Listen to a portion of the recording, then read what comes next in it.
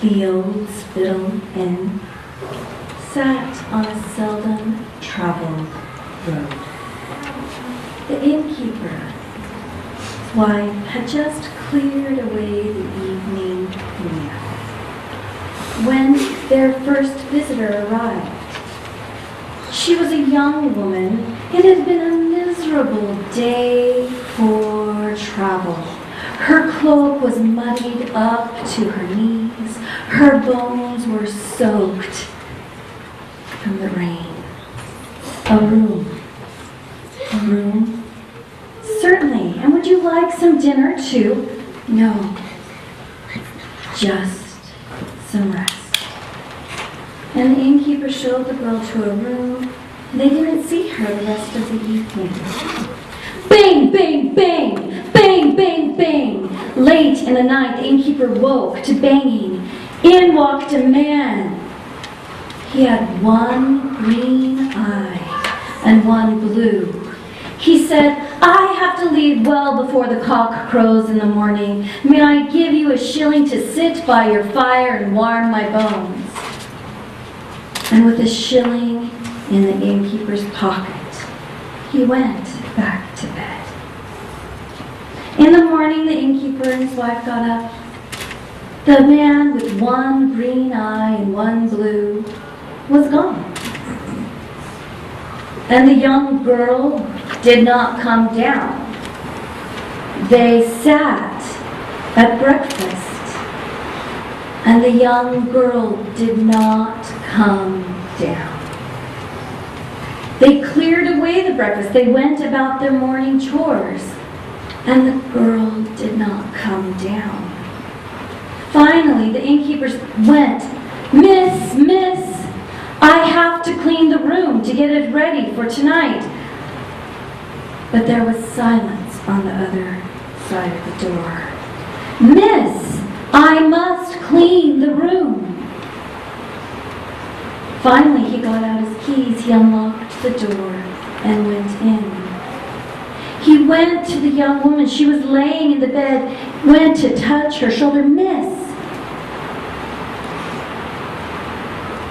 She was cold.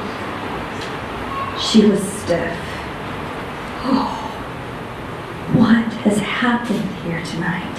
He pulled down the blankets, and there she lay in a pool of her blood.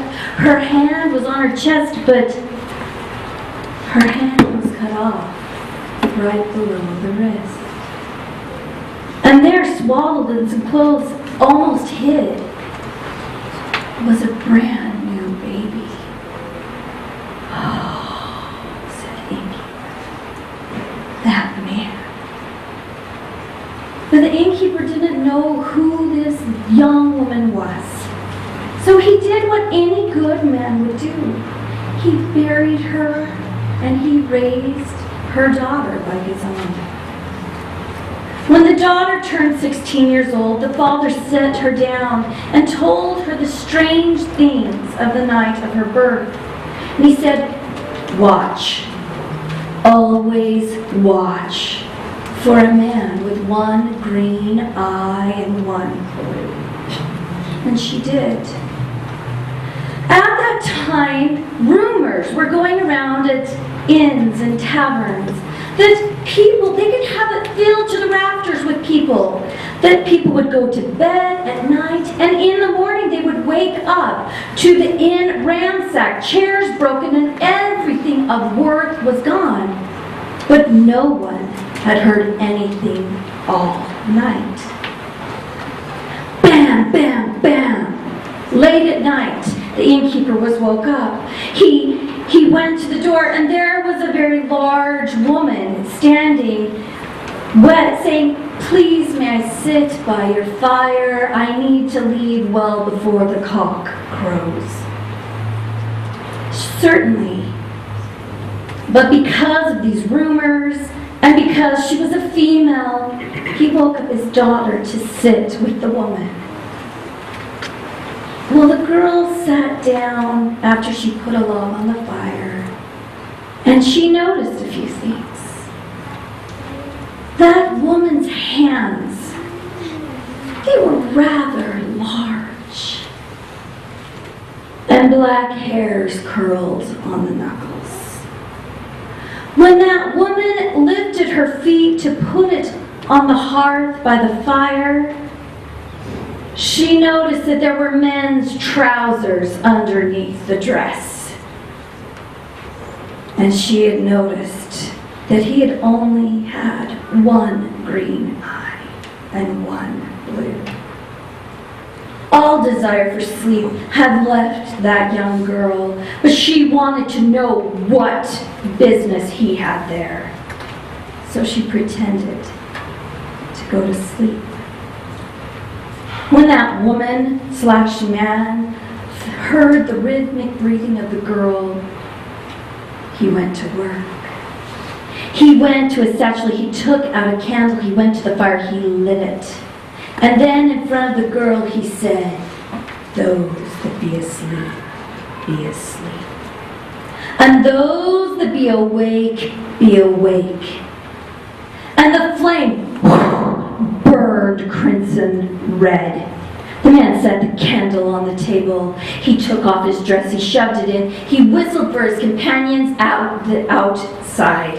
They came in, they said, "Innkeepers always keep their gold down in their cellars." So they went down. They started tipping over kegs of flour and ale.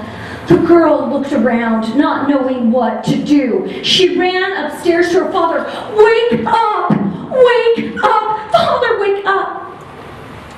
But then the words, "Those that be asleep, be asleep. And those that be awake, be awake." And she knew that her father would not wake. She ran back down the stairs. She heard the man tip over the barrel. He said, "I found it." Her father's small wooden box where he put the extra coins that he could save. They were going to be coming soon. She ran over to the cellar door. She shut it. She took the key from the lintel and she locked it quick. "Let us out! Let us out now or we will take your hand!" "Take my hand?" The girl looked. She saw the candle burning crimson. And for a candlestick, there was an old, withered hand holding it up.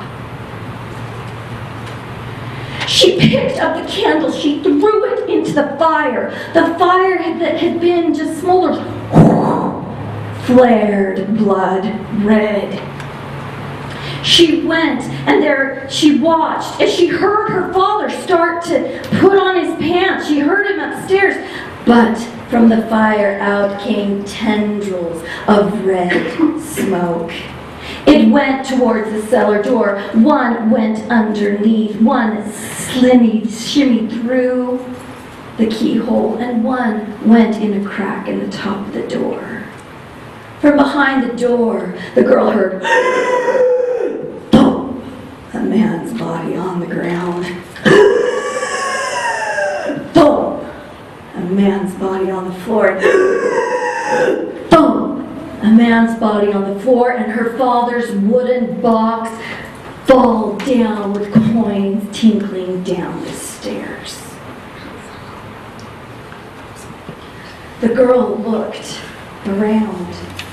She looked into the fire.